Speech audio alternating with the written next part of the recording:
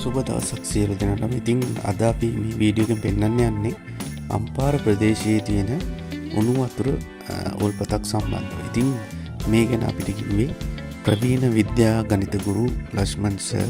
ඉතින් එතුමාගේ මඟ පෙන්වීම යටතේ තමයි අපි මේ උණුදිය උල්පත බලන්න ආවේ. එතුමා මේ උණුදිය උල්පත ගැන විශාල තොරතුරු ප්‍රමාණයක් දන්නවා.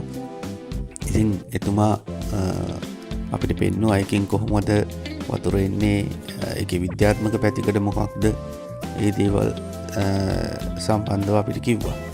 ඉතින් ඔයාට බලා ගන්න පුළුවන් මේ උල්පතාව මේ ඉන්නේ ලක්ෂ්මන් සර්, අපේ ප්‍රවීණ විද්‍යාගණිත ගුරු.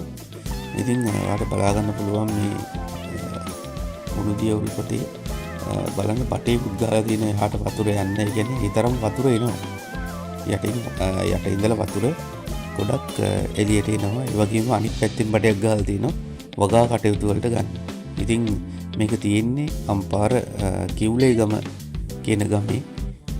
ඉතින් ඔයාටත් ගිහිල්ලා මේක බලන්න පුළුවන්. ඔයා අම්පාර කෙනෙක් නම් ඔයාට ගිහිල්ලා මේ සම්බන්ධව ඔයා බලන්න පුළුවන්. ඒ වගේම මේක හරිම දුර්ලභ ස්ථානයක්. ඉතින් ඒ නිසා ගිහිල්ලා බලන්න කියලා මම හැමෝටම ආරාධනා කරනවා.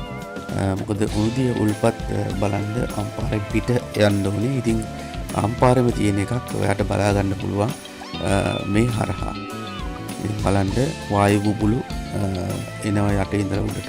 මේක ඇතුලේ වතුර රස්නේ සාමාන්‍යයෙන් හොඳ හොට් එකක් තියෙනවා.